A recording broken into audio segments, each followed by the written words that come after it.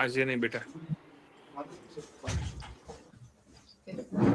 ભક્ત કવિ Narsinh Mehta university Junagadh department of commerce વતી આજે પીએચડી કોર્સવર્ક અંતર્ગત આયોજિત આ વિશેષ શૈક્ષણિક વ્યાખ્યાનમાં હું ડોક્ટર અજમેરા સર આપનું હાર્દિક સ્વાગત અને અભિવાદન અમે આપનું હાર્દિક સ્વાગત અને અભિવાદન કરીએ છીએ. ડોક્ટર અજમેરા સાહેબ હાલમાં અધ્યક્ષ અને ડીન કોમર્સ વિભાગ મહારાજા કૃષ્ણકુમાર સિંહજી ભાવનગર યુનિવર્સિટી ભાવનગર ખાતે પોતાની જવાબદારીઓ અને સેવાઓ સફળતાપૂર્વક નિભાવી રહ્યા છે. અજમેરા સર એ અધ્યાપક તરીકેનો 17 વર્ષથી વધુનો સમૃદ્ધ અને ગુણવત્તાસભર શૈક્ષણિક અનુભવ ધરાવે છે.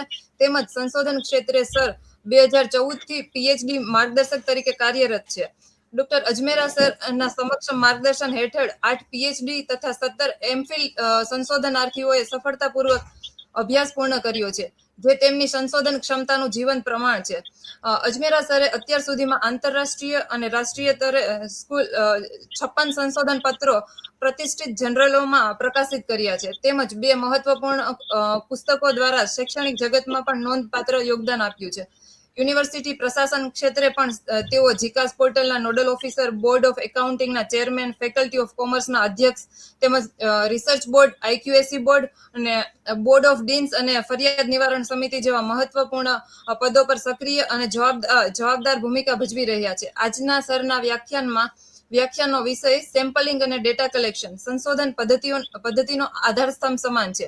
આ વ્યાખ્યાનમાં સર સેમ્પલિંગનો અર્થ અને મહત્વ, સેમ્પલિંગ ટેકનિક્સના વિવિધ પ્રકારો, પ્રોબેબિલિટી તથા non probability, sampling methods, sample drawing અને sample size determination, sampling error અને સેમ્પલિંગ ડિસ્ટ્રીબ્યુશન, ગુડ સેમ્પલિંગ ડિઝાઇનની લાક્ષણિકતાઓ તેમજ પ્રાઇમરી અને સેકન્ડરી ડેટાના સ્ત્રોતો તેમજ તેમનું મહત્વ અને મર્યાદાઓ વિશે સ્પષ્ટ, વ્યવહારુ અને સંશોધનો ઉપયોગી માર્ગદર્શન આપશે. નિશ્ચિત રૂપે આજનું આ અજમેરા સર આપનું વ્યાખ્યાન અમારા ભક્ત કવિ નરસિંહ મહેતા યુનિવર્સિટીના સંશોધનાર્થીઓ માટે માત્ર અભ્યાસ પૂરતું નહીં, પરંતુ ગુણવત્તાસભર સંશોધન તરફ દોરી જનાર સચોટ માર્ગદર્શન અને દિશાસૂચક સાબિત થશે. આ સાથે ફરીથી ડિપાર્ટમેન્ટ ઓફ કોમર્સ અને ભક્ત કવિ નરસિંહ મહેતા યુનિવર્સિટી તરફથી સર આપનું હાર્દિક સ્વાગત કરીએ છીએ અને આપના અમૂલ્ય સમય માટે આપનો આભાર માનીએ છીએ. અજમેરા સર. જી, thank you very much Hetalben. મને આપને ત્યાં પીએચડી કોર્સવર્કમાં બોલવા માટેની તક આપી, તો એના માટે હું આપનો આભારી છું. અને આપની યુનિવર્સિટી રિસર્ચમાં ખૂબ જ આગળ વધી રહી છે. એમ આઈ ઓડિબલ ને? Yes sir, audible sir. આપણી યુનિવર્સિટી રિસર્ચમાં ખૂબ જ આગળ વધી રહી છે.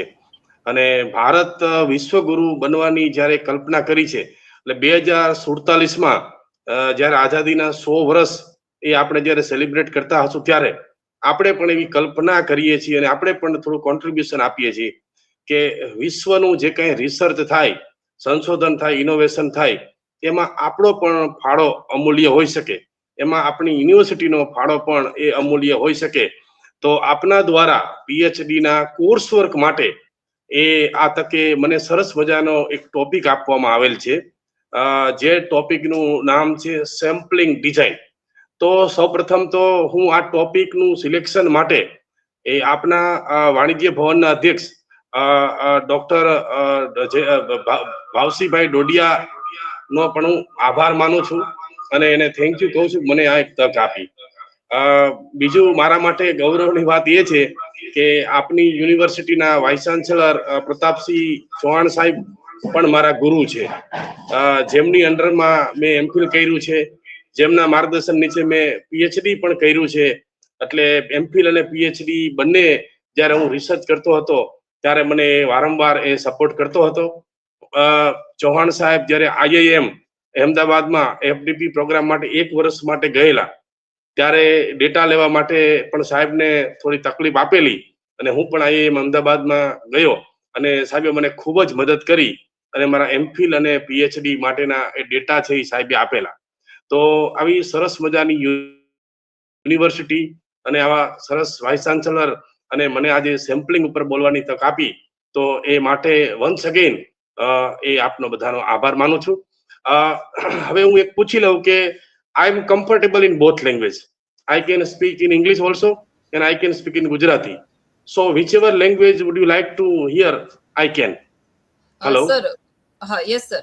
સર, અજમેરા સર બંને લેંગ્વેજના સ્ટુડન્ટ અહીંયા હશે, તો તમે 2 લેંગ્વેજનો મિક્સમાં યુઝ કરીને આપનું સેશન હા ચલે કન્ટિન્યુ કરશો તો સર બધાને અનુકૂળ રહેશે સર. ઓકે ઓકે એક મિનિટ હોલ્ડ ઉપર કરજો, હું જરા લેપટોપ મારું ચેન્જ કરું છું ને એક જ મિનિટ માટે, તો જી મને થોડું એમાં પ્રેઝન્ટેશન માટે થોડી વધારે મજા આવશે. હા જી સર.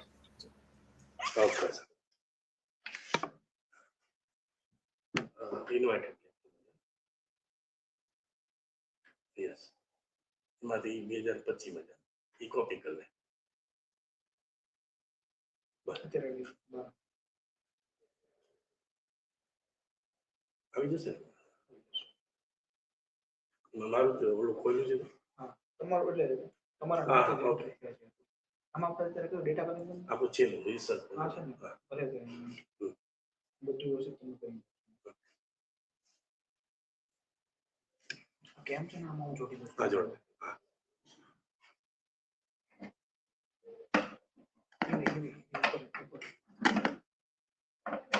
અચ્છા એ બે કાઢી લો.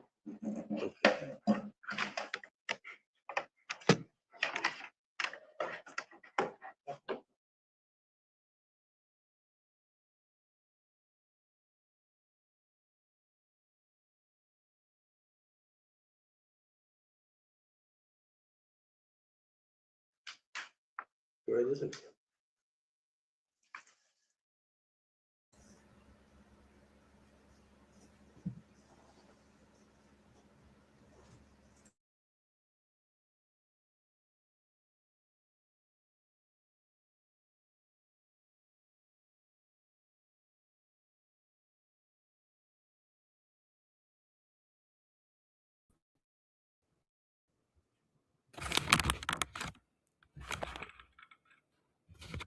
માઉસ લઈ ઓલા માઉસ લઈ આપે અપલોડ કર્યું છે ને ઉપર મારો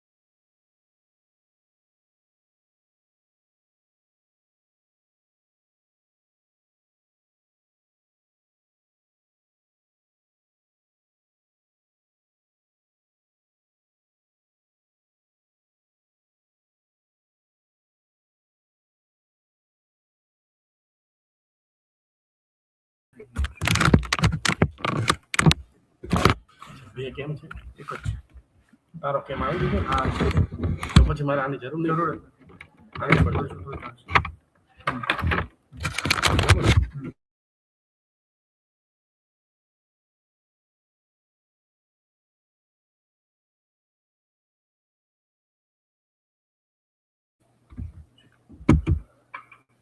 okay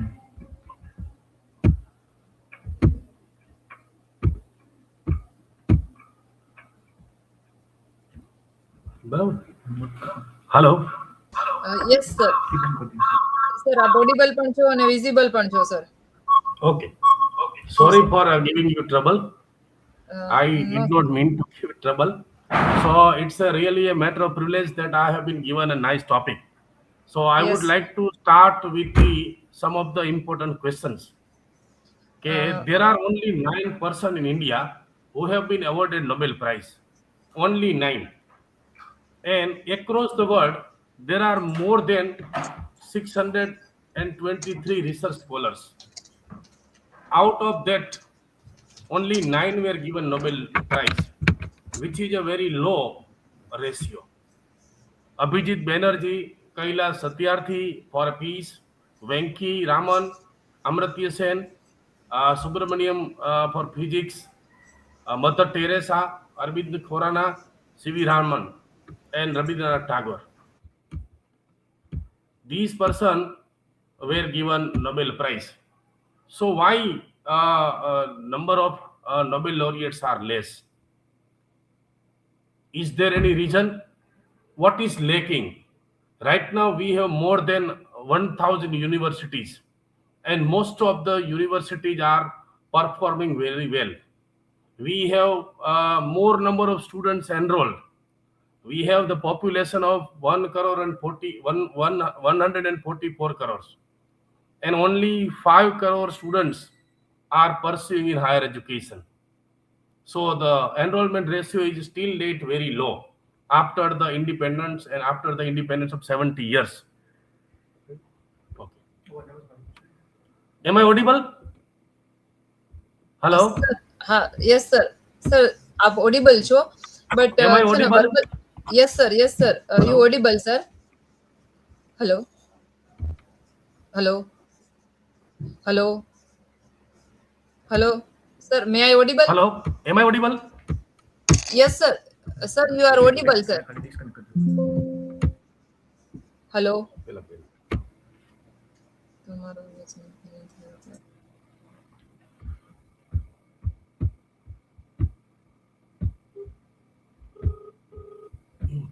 Hello? Sir, you audible, sir? Hello? એતલબેન એકવાર જરા ચેક કરો ને, am I audible કે not audible? યસ સર હું બોલું છું, તમે ઓડિબલ છો. Okay. અને સર એક બીજું કે આપણે સ્ટુડન્ટ છે ને એ બધા લાઈવ યુટ્યુબ ચેનલમાં જોડાયેલા છે. હા, અને બરાબર.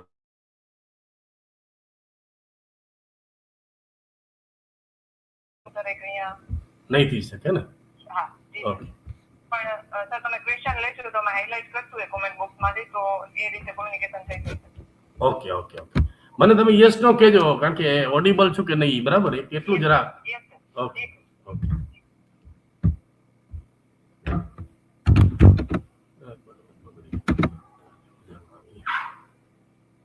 યસ.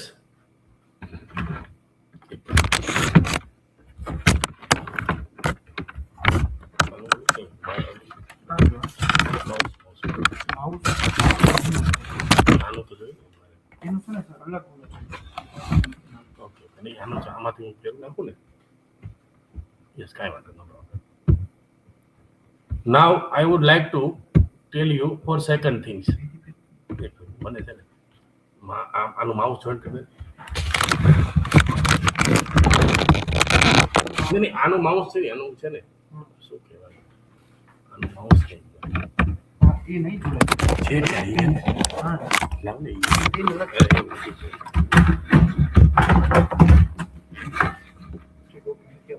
અલગ હોઈ શકે ને. આમ કરવું હોય તો યસ, મારા મારામાં જોવું તો પછી ઓલામાં થાય. હા.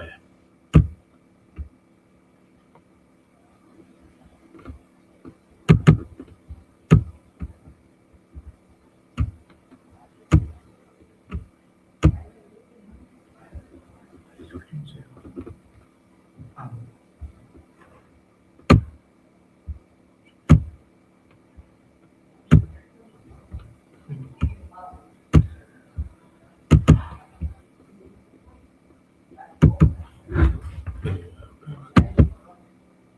Okay.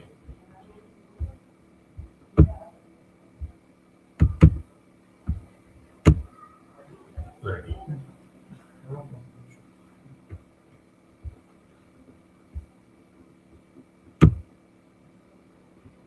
So, okay, I would like to start with this sampling. Sampling is very important. Whatever research we do, we need to do a sampling. Particularly when we go for a primary database research, we have to do sampling. Generally, we perform our research on sample only because we know that there are large number of items included in population. So it's very, very difficult to study all the item of the population, right? So population means all the items for which we are going to hold inquiries. Population means all the items for which we are going for a research. But it is again, as I said, it's not possible to do a study of all item of the population. So we do one thing, we take a sample flow from the population. So when we do study on a sample, we have some benefits. We can save our time, we can save the money, and also if we do research on all items of population, then there is a chance to take more time, right? So if we have a time constraints and we have a limited budget, then we can perform our research on the sample only. So therefore it's very very important to select the sample.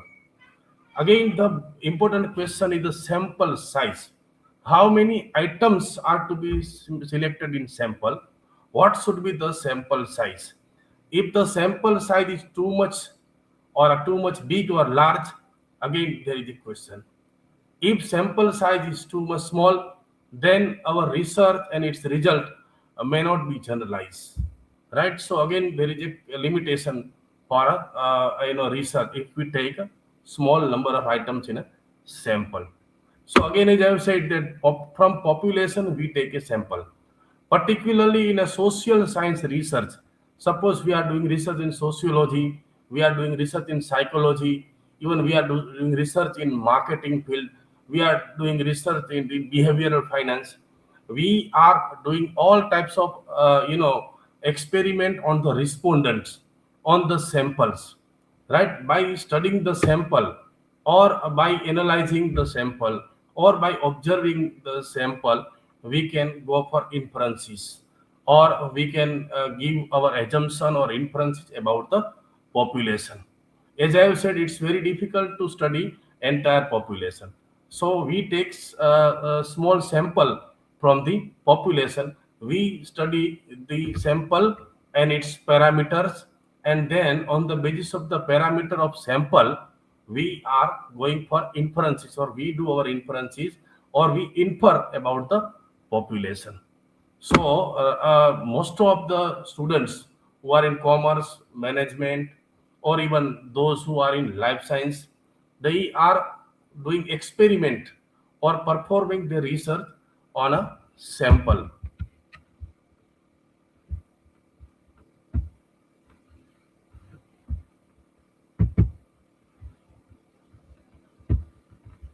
As you can see on the screen, that there are three images.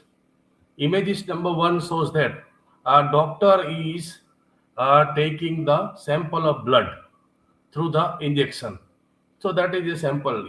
It's very difficult to take the entire blood from the body, but we take some drops or some volume of some amount of blood from the body, and we experiment on that. Again, there are poor boys, or malnutrition boys are standing. They are starving. For them there is no bread, butter. They are hungry, so they are standing in a queue. So this picture is taken from the one of the region of South Africa, where the childrens are malnutrition is there in the childrens. So we study some of the sample of the children, and then we can give our inferences or conclusion or results. Okay, what should we do for these childrens, so that they can have a proper food, proper nutritions, and they can become healthy. So this is how a sampling is very important point.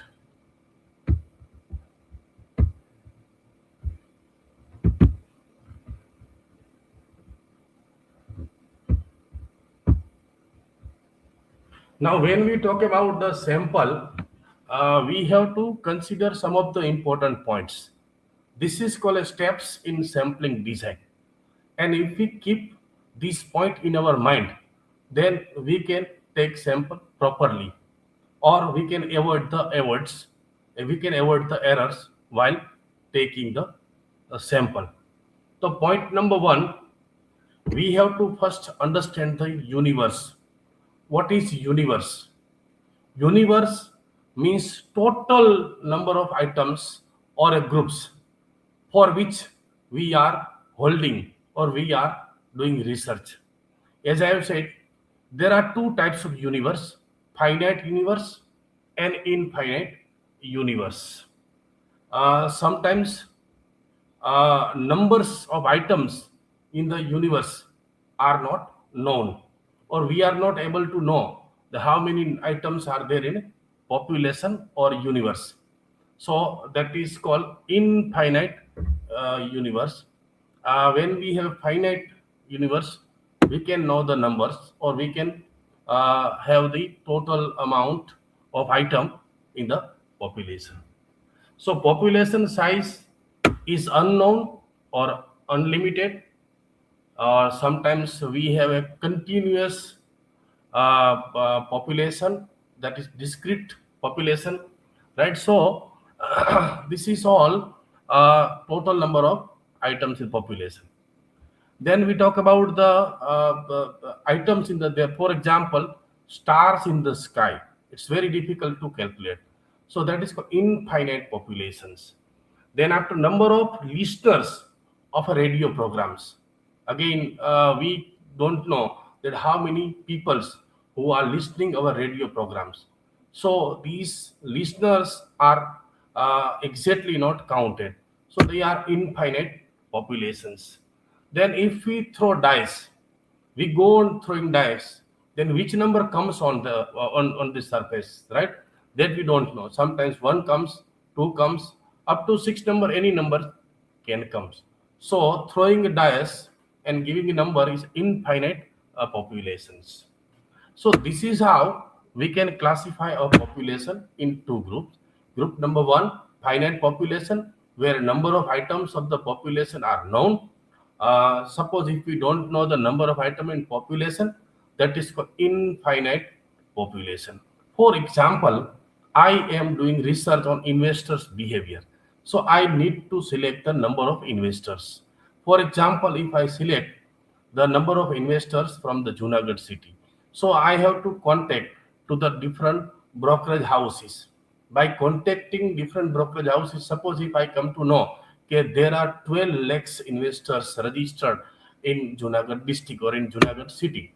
So this 12 lakhs is a population. And out of that 12 lakhs, if I select 1000 investor, so that 1000 is my sample, and 12 lakhs investors which are registered with the different brokerage houses, they are called population. Here the 12 lakhs number is exact, or we can quantify the number, we can exactly know that these are 12 lakhs. So this is called a finite population. And out of that finite population, if you take 1000 item for a sample, that is called a sampling. So by studying that 1000 investors, I can give my opinion about the rest of the investors who are in populations. How much they invest, I can know their ages, I can know their income, I can know the education level, I can know the risk bearing capacity, how much risk they can bear, how much risk they can take for making investment. So from this sample, I can study all these things, and then I can give my inferences about the population. So as I have said, that population is divided into the two parts. That is, universe and population both are interchangeable words. When large number of items are there, we call it a universe. So again, as I have said, finite universe and infinite universe. Population એટલે સમષ્ટિ, universe એટલે પણ સમષ્ટિ થાય. જો સમષ્ટિ કે પોપ્યુલેશનની item આપણે જાણી શકીએ કે કેટલી સંખ્યા છે, તો એને આપણે ફાઇનાઇટ કહીએ છીએ. પણ જો સંખ્યા આપણે જાણી ન શકીએ, તો એને આપણે ઇનફાઇનાઇટ પોપ્યુલેશન એવું આપણે કહીએ છીએ.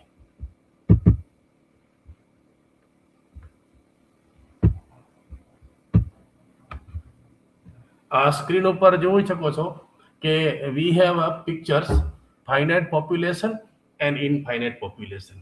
In the on the left side, population of the city, factory workers, college students, number of voters, all these are known, all these are counted, or we can know exact number.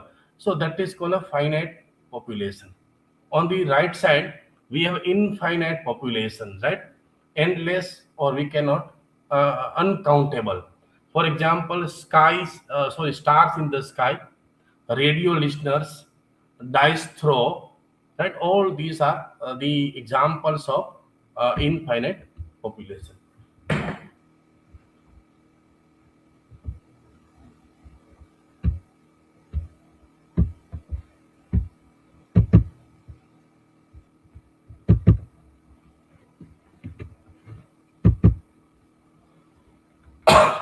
Then after, second important point is a source.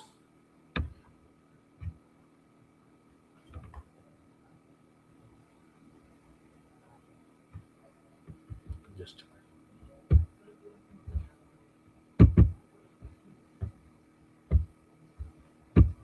a second point is a sampling unit. What is sampling unit?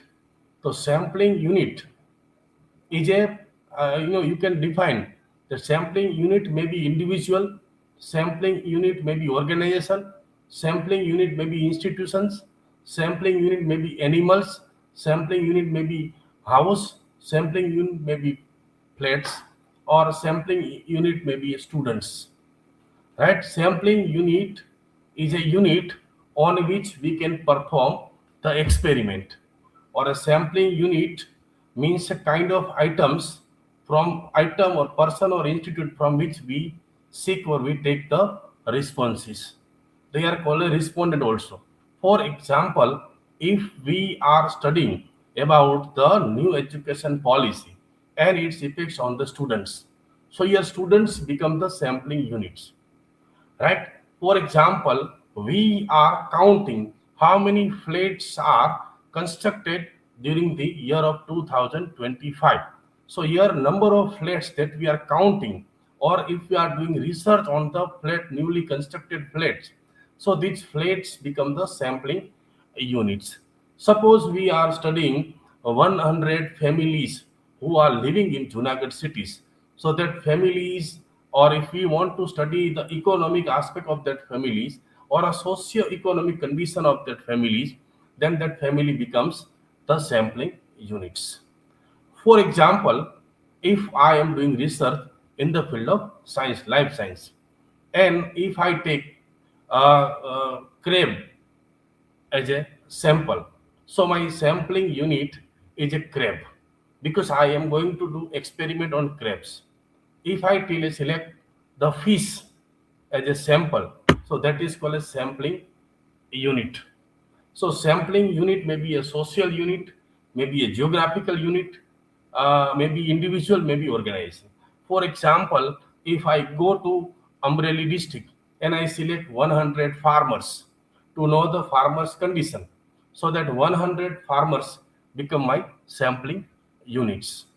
So sampling units may be students, may be a buyers or a consumers who are buying or who are regularly visiting to the malls, right? So I think sampling unit એટલે એવું unit કે જેના ઉપર આપણે સંશોધન કરવા માંગીએ છીએ. મેં તમને કહ્યું નવી શિક્ષણ નીતિ અને તેની વિદ્યાર્થીઓ પર શું અસર થાય છે ચેક કરો. વિદ્યાર્થીઓને આપણે સેમ્પલ તરીકે સિલેક્ટ કરીએ છીએ, જેને આપણે સેમ્પલિંગ યુનિટ આપણે કહીએ છીએ. તો I think it's very clear.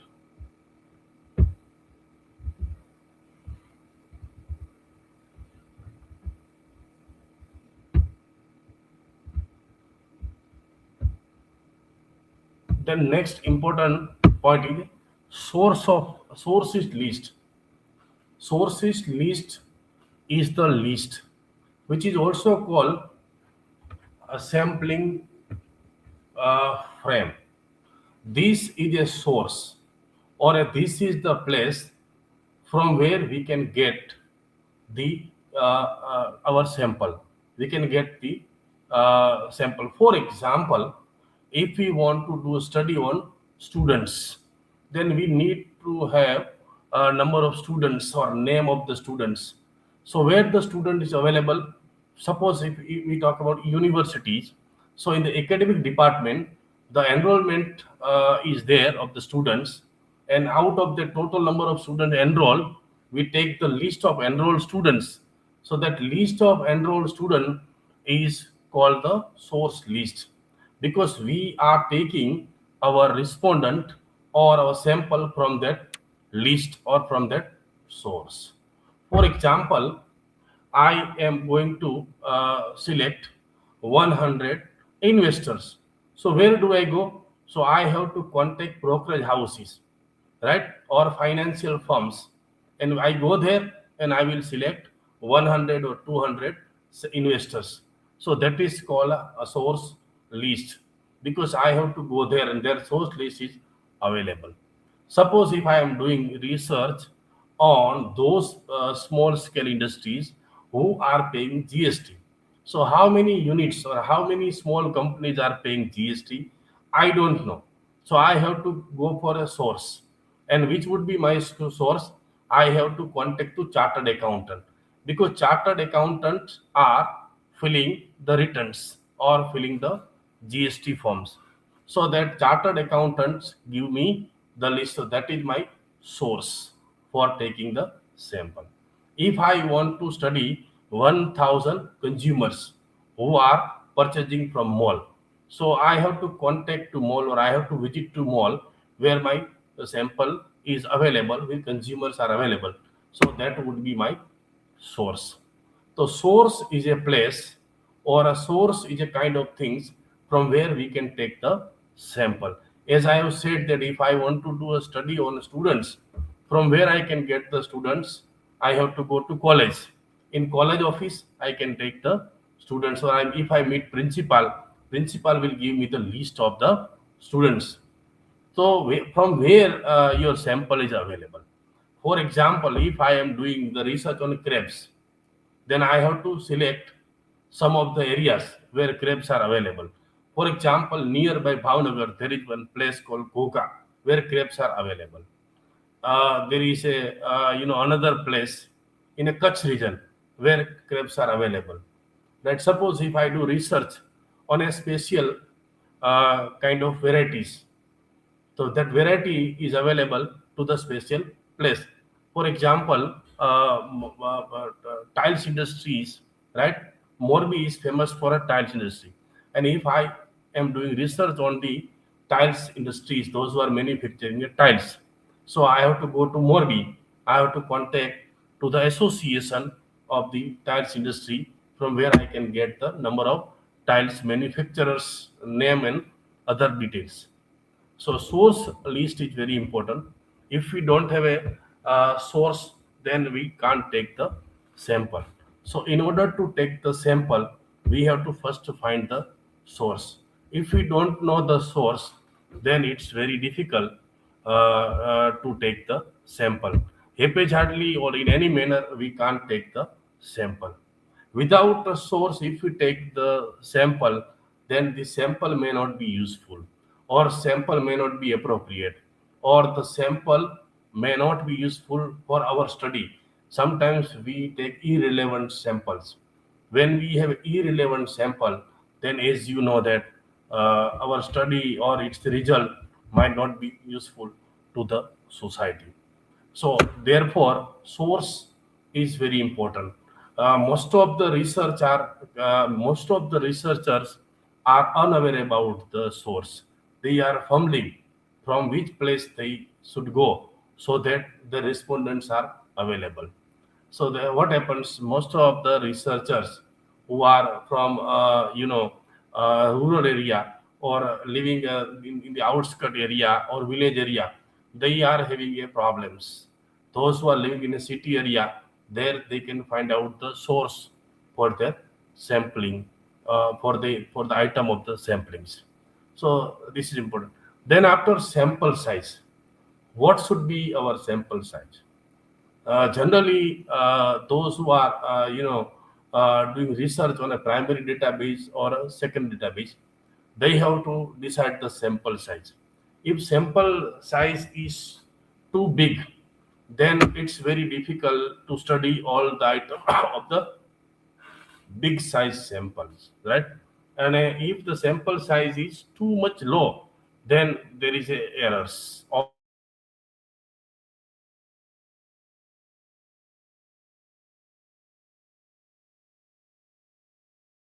balanced sample size. It should not be too big or too small. And if we have a proper sample size, then our result can be precise, our result can be accurate, and we can achieve a desirable level of confidence. Generally, there are two important terminology: level of confidence and level of significance. If there is problem in the sample, if there is errors in the research, then we fix the level of significance. Generally, in a study, we fix in any research 5% or 1%. It means we assume that there is errors of 5% in the research, or there is errors of 1%, and 95% is a level of confidence. So with that 95% level of confidence, we can say that our research is useful to the society with 95%. It means there is a chance of errors of 5%. If we have a precise data, if we have a errorless data, and if we performed our research errorless precisely, then we can keep the level of significance 1%. It means chance of errors in our research is only 1%, but 99% our research is okay. So sample size is very important. Sometimes we keep our sample size flexible. For example, I have been working in the field of accounting and finance. So generally, our students are selecting BSc 30 companies or BSc 100 companies. So when students select, at that point of time, the name of the 30 company is different. And after 5 years or 10 years, when they finish their research, the name of the 30 company are changed. Some of the companies are dropped, or some of the companies disappeared from the BSc 30 list.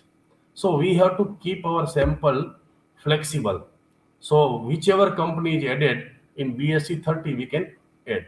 So if we have a flexible sampling, design, or if we are flexible in selecting sampling, then we can, decrease the errors. Sometimes what happens, later on I'll be talking on that. Respondent are not responding properly. They don't understand your questionnaire.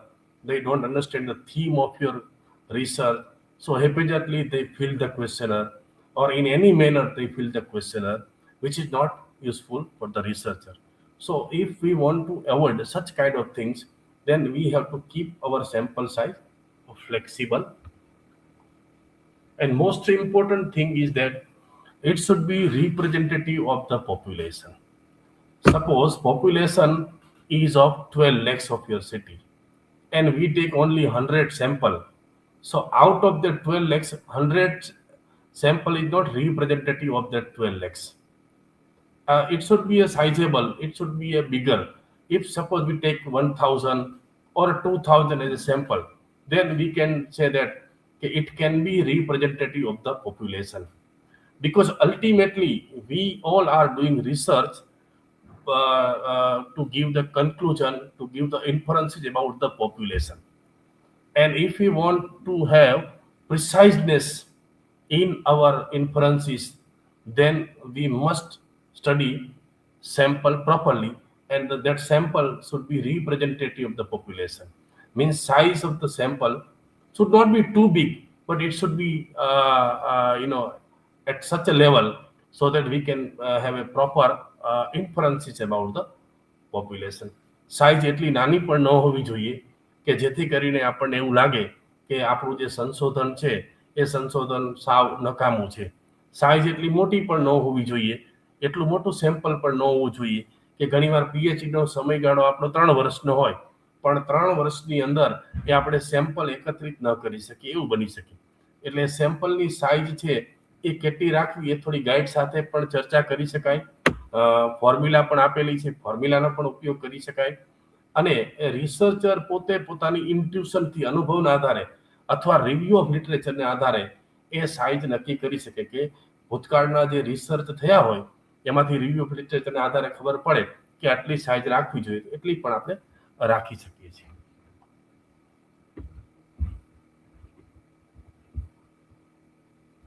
The next point is parameter of population.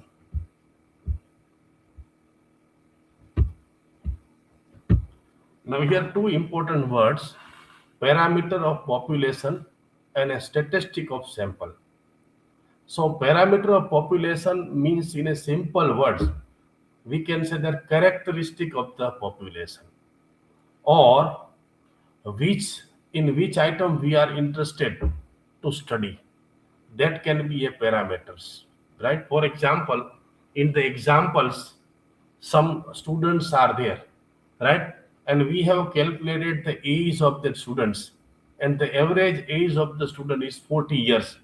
So that the mean of the population can be a parameter of interest, because by studying the mean of the population, right, we can give the inferences. So mean, standard deviation, variance, all these are the parameters of the population. And if we take a sample from the population, and the parameter of the sample is called the statistics. For example, average of the sample, standard deviation of the samples, variance of the sample is called the statistics. So statistics means parameters of the sample, and population parameters is known as a parameters, right? So for that there is no confusion. So in which item we are interested, because we take the sample for study, right? So what should we study from these samples? As I have said, that the impact of new education policy on the learners, on the students. So we take a student as a sample. Then what should be our parameter of interest?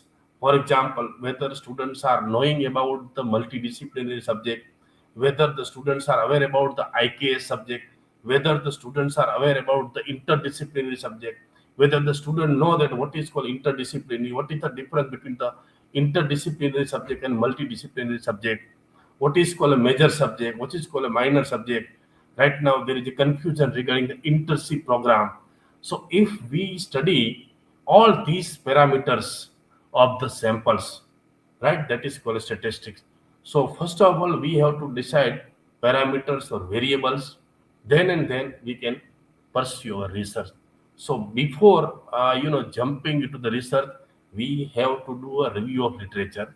So that after doing extensive review of literature, we are able to find out the parameter of interest or variables which are to be studied by the researcher, because ultimately we have to give our conclusion on the basis of the relationship of the variable selected by the researcher, on the basis of the parameters selected by the researchers. So which parameters is important for researchers? Because sometimes what happens, other researcher might have studied other parameters, right? So which parameters are not studied, which parameters are unexplored. So as a researcher, you have to find out the gaps.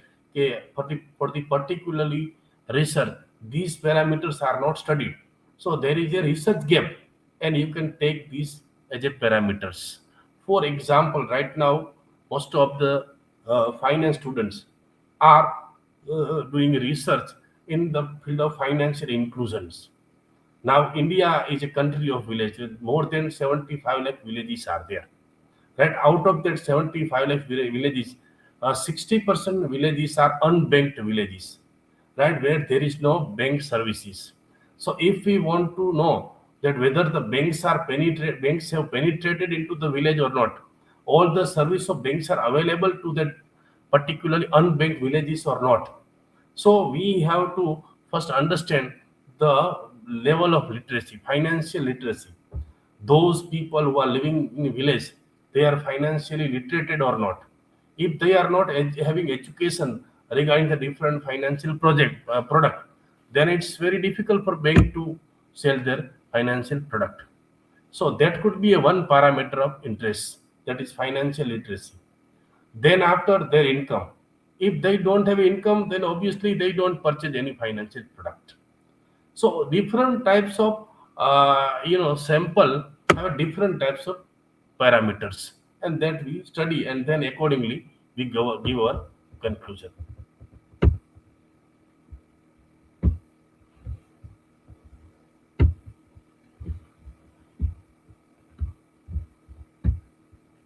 Next important point is budgetary constraints. Budget means fund. As a researcher, we must have fund. As a researcher, we must have money, because sometimes when we pursuing our research in the field of chemistry or physics or science, we need to purchase some costly equipments. So if we don't have fund, then it's very difficult. Chemicals are also costly. So if we don't have fund, then it's very difficult to pursue research. So first of all, we have to understand that limitations. Right now, Gujarat government has a scheme. That scheme is known as the SODA scheme, and under that SODA schemes, they are giving scholarship.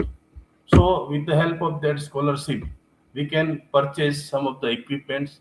We can also spend money on our research. Sometimes, suppose we need to use internet for designing the questionnaire, right? So when we design our questionnaire in a Google form, right, then internet expenses is also there. So there are types of printing expenses also there. Different, then sometimes we have to travel to take our samples, to take the responses from respondent. So traveling expenses are also there. So if we have a budgetary constraint, limitations of money, then accordingly we have to design our sample size, or accordingly we have to. For example, it is said, okay, if you pursue research on second data, the secondary data are ready-made available on internet, right? On different types of reports or books. So for the second data, one doesn't need to explore the field or doesn't need to go to the field. When there is a field work, then money is required, fund is required. So that budgetary constraint must be kept into the mind. So if we have a limited budget, then what we do? Here in my slide, I have given two examples: probability sampling and non-probability sampling. Now it is said that there are two methods of taking the sample from populations. Right? By two way we can take the sample from the. This method is statistical based method. One method is based on probability, and another method is based on non-probability, means we are not considering the probabilities, right? So in the first, what happens? We take the random sampling. Now I ask a question to many researchers. Even when I was doing research, I did not know, okay, what is called a random sampling, right? So when you have a random sampling, it means you are using the concept of probability.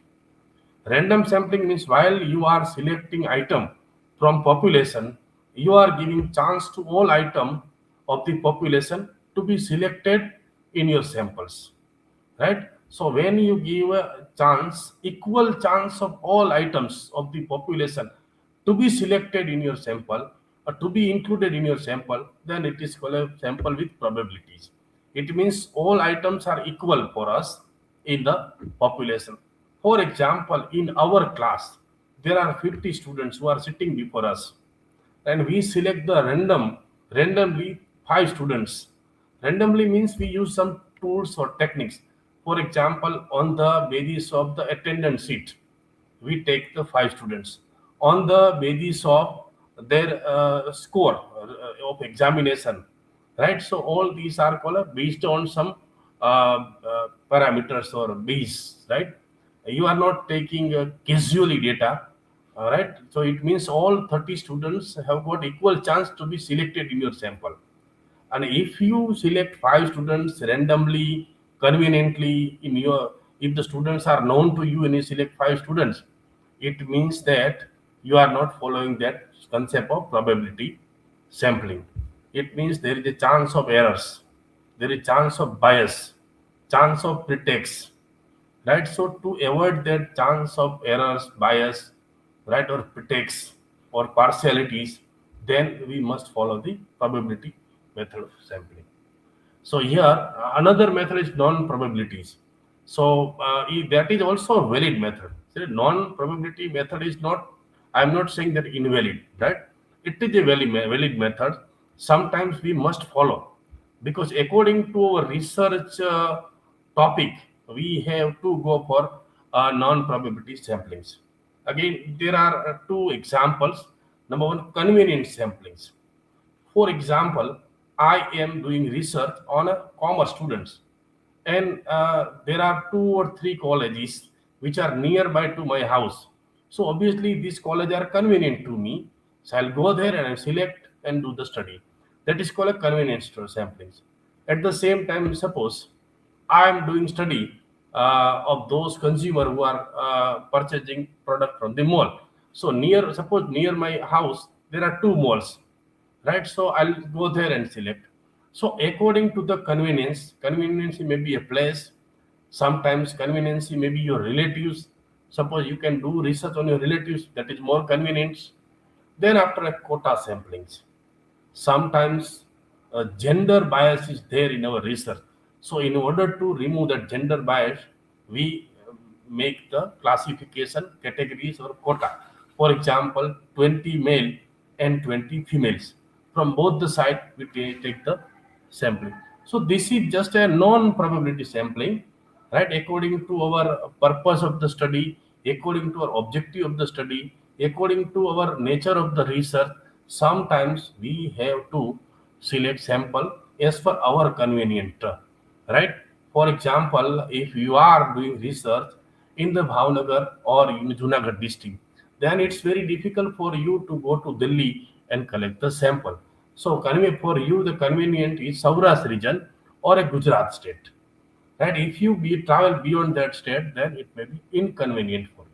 So convenient sampling, again, when you have a convenient sampling, then I think if you have a less amount of money with a less amount of fund, you can do the research.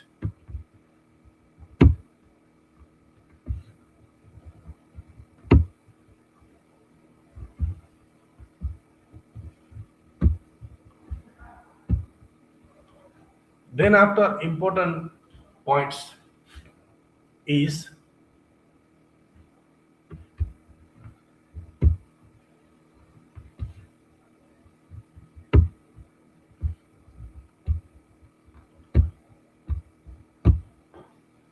criteria of selecting a sampling procedures. So it is related with the sampling. I would like to talk some of the important points which you must keep in your mind while doing the sampling. Point number 1 is inappropriate sampling frame. If we have an inappropriate sampling frame, then obviously our research may be wrong or may not be up to the mark. For example, if I am studying on a commerce students, but instead of commerce student, by mistake, if I take science students, it means my sampling frame is inappropriate. For example, if I want to study the investors who are living in Bhavnagar, but instead of Bhavnagar, if by mistake I select investors of Junagadh or Rajkot, then it's called inappropriate samplings, right? So inappropriate sampling frame must be avoided. Most of the researchers who are well aware about their sampling frame or about their sampling, about the nature of the sampling, about the thing for which they are doing the research. And if you select the wrong samples, if you do research on a wrong sample, then you waste your time, waste your money, and at the same time you waste the time of the supervisor also. So selection of appropriate sample means it's a good thing.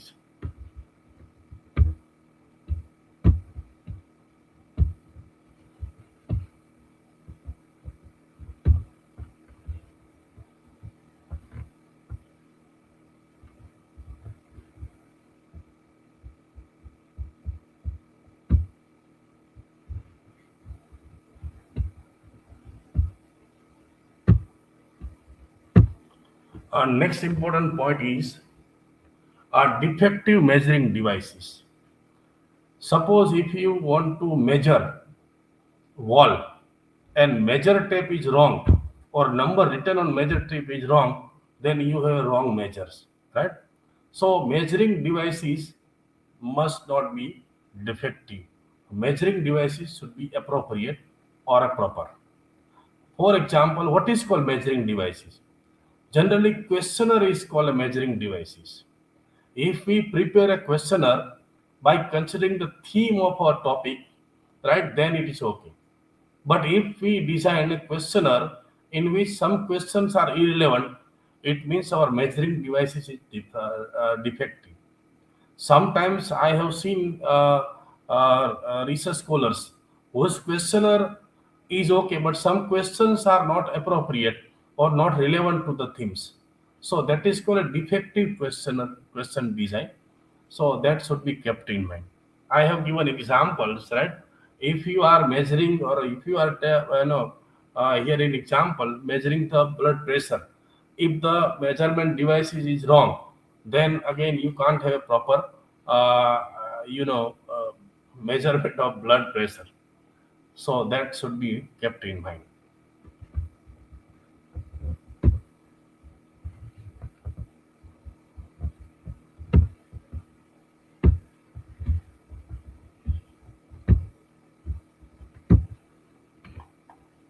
Then after non-respondent of the investors or a respondents or a sample, right? It happens, right? You will be rejected. Your questionnaire will be rejected, or people will say, "I am busy," or "I am not interested in filling the questionnaire," or sometimes you send a questionnaire through Google form. That people, no, the person whom you send your questionnaire may not read your questionnaire, but his assistant will read your questionnaire and fill the questions. So that is also there.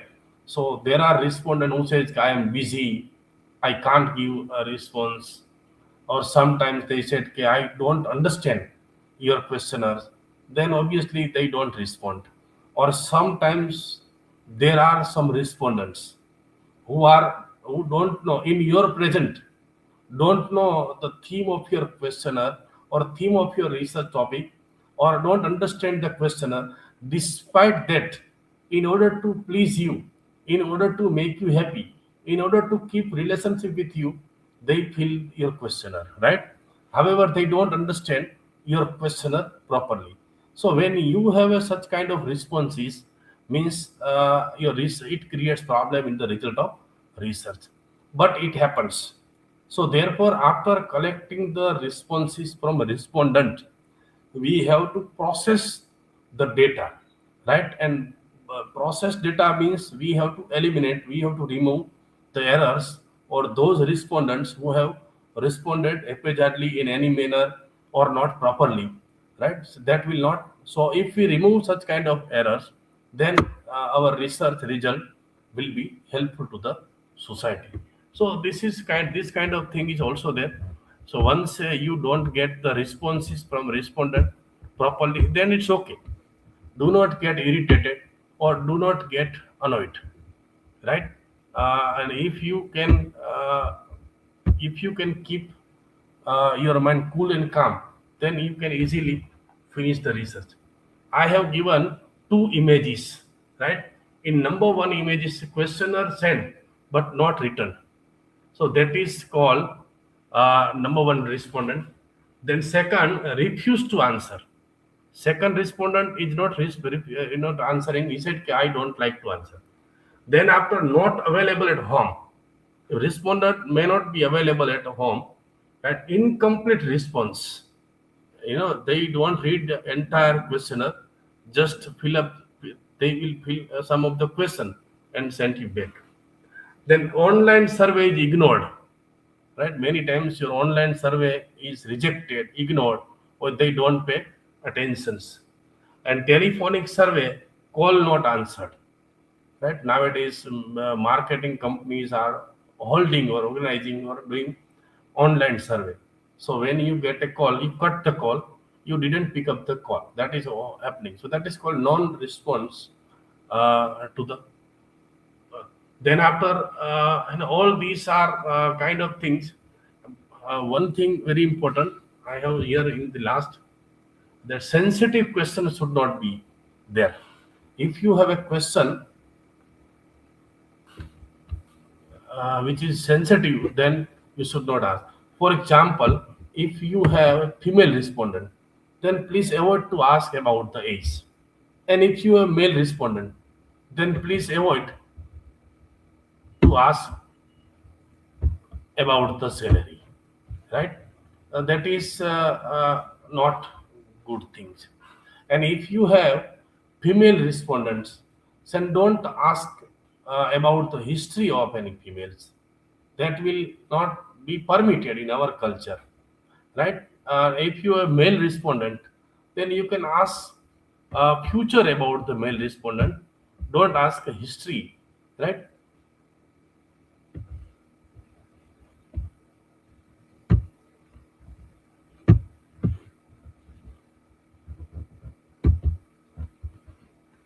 If you have any question or query, please you can ask me, right? Some of the slides are generated by ChatGPT, right? So obviously the color of the slide is very dim. So therefore, I am sorry that it's not visible.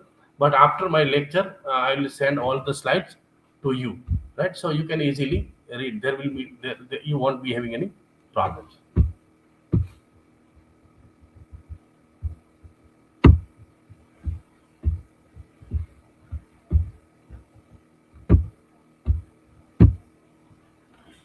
Then after next principle is indeterminacy. Now is it visible?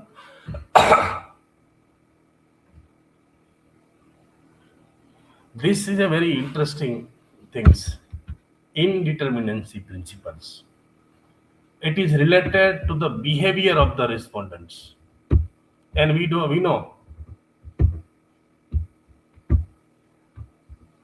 know that behavior of the respondent keep changing.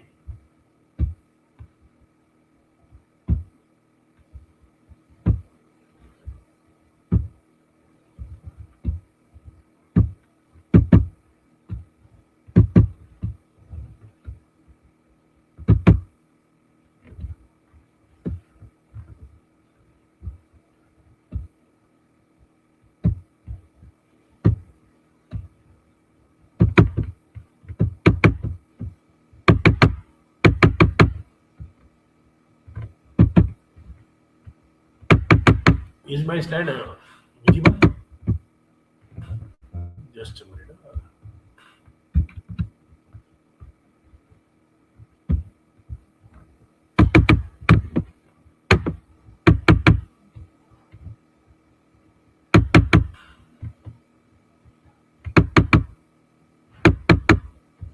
Can you see my slide? Meet Jadu.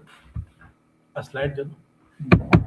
Yes. Yes, sir. Yes, sir. Yes, sir. Sorry for that. Now the next principle is indeterminacy principle. So behavior of the respondent is changed according to the situation. So when the behavior is changed, it's very difficult to take the response, proper response for your research. For example, if you are income tax officer and you are asking salary of the salaried person of any or a businessman, then that person may not give you proper or exact figure about the salary or income because we are income tax officer. But suppose the same respondent or person is there in family function. In family function, what happens? A person would like to boast about his income, about his status. So when you ask the same person about the income in the marriage occasion or any social gatherings, then you will get a different data. So as we know that the behavior of the respondent keeps changing. So accordingly, they are giving response to the researcher. For example, if you are asking to the students in presence of teachers, then students' behavior is different. And if you are asking question to the same students in absence of his teachers, then behavior is different. Right? Suppose if you are not in a class, out of the class, and you observe the behavior of the student through CCTV camera, their behavior is different. So what happens? The preciseness or accuracy of the response depends on the behavioral aspects, and we can't judge the behavior of the respondents, right? So therefore, because of the behavioral pattern of the respondent, there could be errors. There could be a chance of errors in our research. So indeterminacy principle says that because of the behavioral pattern, there error remains in the research. બરાબર ચાલે છે.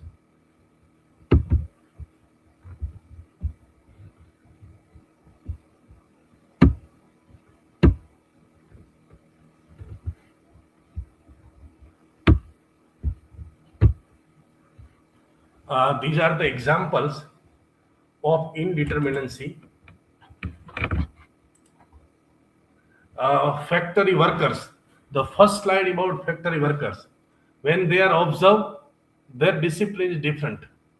Second, teacher observe in the class. The student discipline is different. Behavior is different. Right?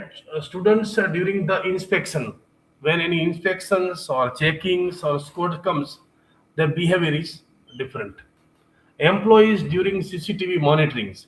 In the slide I have mentioned. Right? When employees are monitored through CCTV cameras, you can check their behaviors. So all these are kind of things which affect the research or quality of the research. So while doing the research, we keep all these things in mind, and because of these things, errors happens, and the errors, the criteria for that errors is fixed in advance, that is 5%. Then after, another important thing is natural bias in reporting of data. Right? Natural bias. Generally, when we report the data or when analyze the data, particularly researcher who always boast about the research that he has or she has done. A researcher will always talk about the good thing or big thing about the his research or her research. So natural bias is always there in reporting, and that natural bias is always upward bias. For example, if you are asking salary to any man, however, we must not ask. But even if we ask, then what happens? They always give a big figure rather than a reasonable figures. So that is called a natural bias. Most of the government agencies or organizations have reports, and that reports have a natural bias. For example, if we take a data of GDP, so generally it is said that some of the portion of the GDP data is tempered, or GDP data is changed. So we have government, whenever government release any data, it is having a natural bias. They are always upward, showing upwards. Yeah, more number of students are studying, more number of people are brought out from the poverties, more number of students are benefited by these so the schemes, more number of people are benefited by this and that scheme. So this kind of natural bias, and because of this natural bias, there could be a chance of errors, particularly in a sample.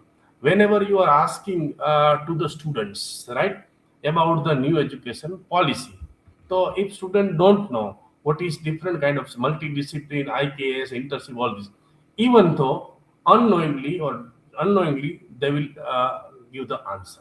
So such kind of natural bias happens while taking the sample.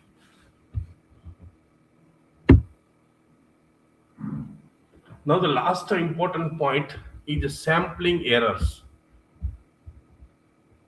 Because of the above factors, non-respondent, defective measurements, right, behavioral pattern of the respondents, errors happens in the sample. So as a researcher, we have to try to reduce the sampling errors. And if we have a knowledge about the sampling design, if we know the tools and techniques of how to take a sample, then we can minimize. However, it's very, very difficult to reduce a sample error. Some portion, some percentage, some degree of error is always there, but with the knowledge of sampling design, we can reduce it, right? And it is said that if you have a large number of item in your sample, then you can reduce that sampling errors. As in the slides, I have explained three things. Sample size, small sample size is there, then there is a large errors. If large sample size is there, then small errors happens. Then homogeneities. If you have a population which are homogeneous populations, right, then accordingly you have to take sample. If your population is heterogeneous population, then accordingly you have to take the sample. If you do not consider the heterogeneity or homogeneity of the population, then by taking sample from these types of population, then it creates errors. So again, all these kind of errors, minimization of errors, reduction of errors depends on the sampling design. If we have, as I have said, that proper tools and techniques and understanding, then we can reduce this.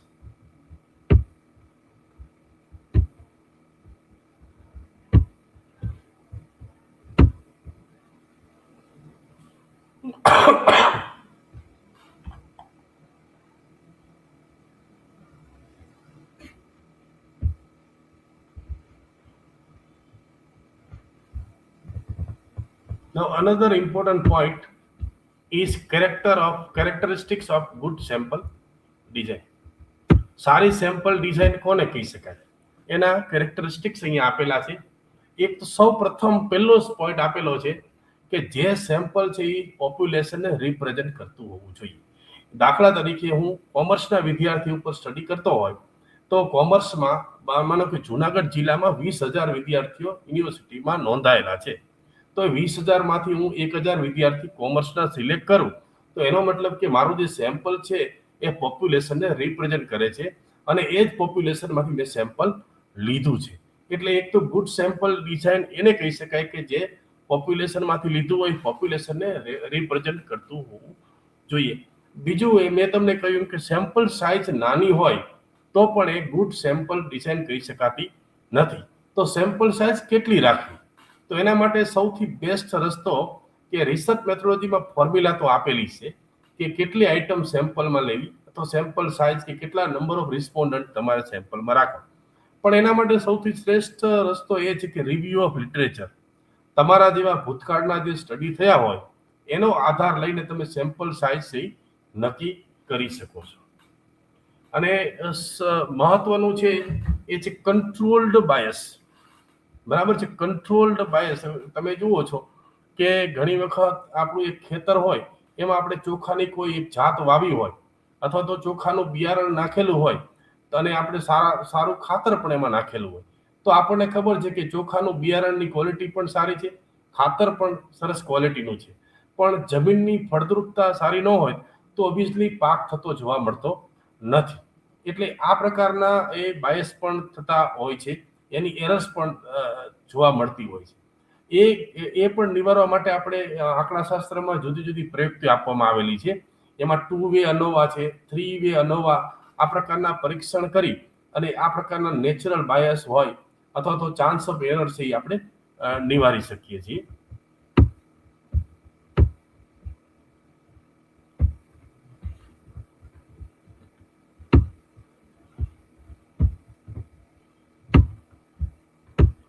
ત્યાર પછી મારો મહત્વનો જે મુદ્દો છે જે છે જુદા જુદા પ્રકારની સેમ્પલિંગ ડિઝાઇન. આ થોડું સ્લાઇડ છે એ નાની છે એટલે કદાચ જોવામાં તમને તકલીફ પડતી હશે, પણ આઈ કેન રીડ કે સેમ્પલ ડિઝાઇન મેં તમને શરૂઆતમાં પણ કહ્યું કે સંભાવના આધારિત નમૂનાની પદ્ધતિ અને સંભાવના વગરની નમૂનાની પદ્ધતિ, આ બે પદ્ધતિ ખૂબ જ મહત્વની છે. આ બે પદ્ધતિની અંદર બધી પદ્ધતિ છે આવી જતી હોય છે. એમાં આપ જોઈ શકો છો કે સંભાવના આધારિત પદ્ધતિ છે એમાં સિમ્પલ રેન્ડમ સેમ્પલિંગનો સમાવેશ થાય છે. પછી આગળ તમે જશો તો કોમ્પ્લેક્સ રેન્ડમ સેમ્પલિંગનો સમાવેશ થાય છે. કોમ્પ્લેક્સ રેન્ડમ સેમ્પલિંગમાં ક્લસ્ટર સેમ્પલિંગ છે, સિસ્ટેમેટિક સેમ્પલિંગ છે, સ્ટ્રેટિફાઈડ સેમ્પલિંગ પણ છે. નોન પ્રોબેબિલિટી સેમ્પલિંગમાં haphazard sampling, convenient sampling, purposive sampling, એમાં પાછા કોટા સેમ્પલિંગ અને જજમેન્ટ સેમ્પલિંગ પણ આવે છે. તો સૌપ્રથમ આપણે દરેક પદ્ધતિનો અભ્યાસ ડિટેલમાં કરીએ, જેથી કરીને એટલીસ્ટ તમને આ સેમ્પલિંગ ચેપ્ટર પૂરું થાય તો તમને સેમ્પલ વિશેની સંપૂર્ણ માહિતી છે મળે. તો સૌથી પહેલા આપણે લઈએ non probability sampling.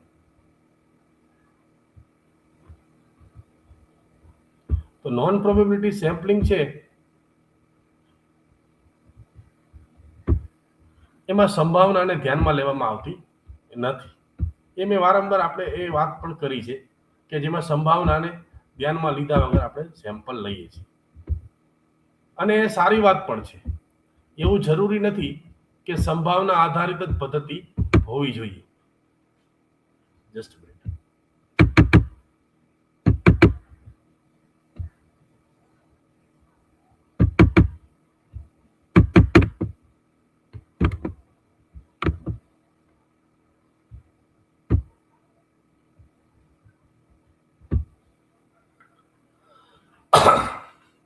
right, non-probability sampling is a method of selecting a sample in which every unit of population does not have a equal chance of being selected in your sample.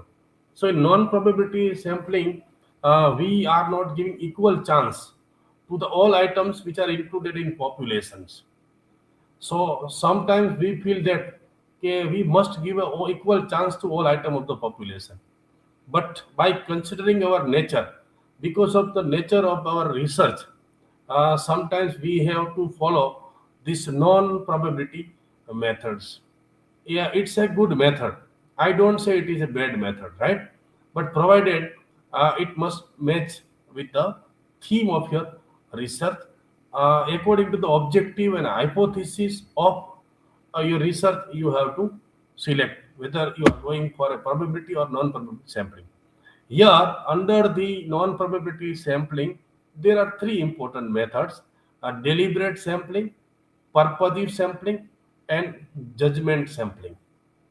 Deliberate sampling means you are deliberately selecting sampling. Knowingly, you are selecting sampling.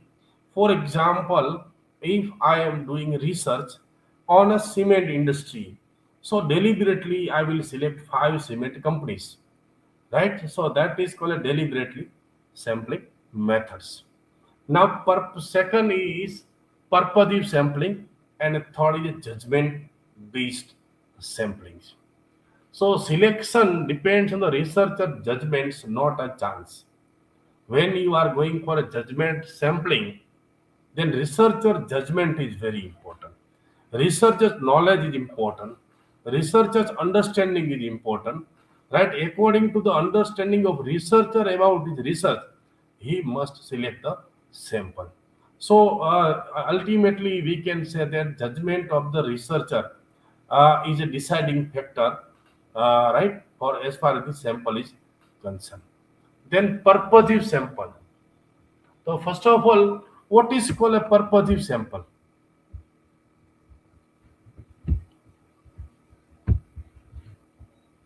So purposive sample,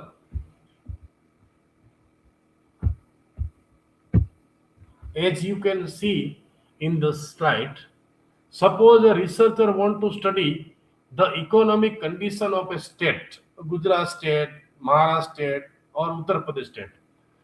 Instead of serving the entire state, instead of doing the survey of entire state, researcher purposefully select the developed city only, 4 city or 5 city which are developed city. Researcher may select some or semi-urban towns, or researcher purposefully select some of the villages. So this is called a purposive sample. It is also called a judgment, because ultimately the judgment of research is very important, right? Suppose if I am doing research on the investment pattern or foreign direct investment. How much amount of foreign direct investment comes in the Gujarat state? Right. For this study, for the purposive sample is concerned, if I select the 5 developed city of Gujarat state, that is called a purposive sample. Then after semi-urban towns, then I select 100 or 150 villages where maximum number of foreign investors are coming and investing. So that is called a purposive study. Then after another non-probability sampling is called quota sampling. Some we are to divide our sample into the quota. That is called a quota sampling. For example, we divide a sample into the gender, male and female. Again, age category, right? Then after income, we have a different level of income. For example, below 10,000, below 20,000, below 30,000, below 50,000. Age, suppose 15 year to 25 years, 25 years to 35 years, 35 years to 50. If we categorize our respondent by this way, then it is called a quota. We are creating a quota, and from each quota, we are selecting our sample. For example, in the slide, I have given example. If I want to do survey, I have two categories in my survey or sample: 50 men and 50 women. So both I have in as far as the gender is concerned, I have given equal importance to the men and women.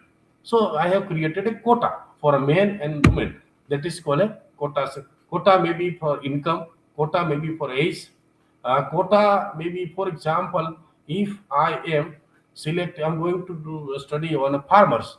So according to the land the farmer possess, right? So according to their land, I can do the research. This is we can have a quota, different sample size divided into the quota.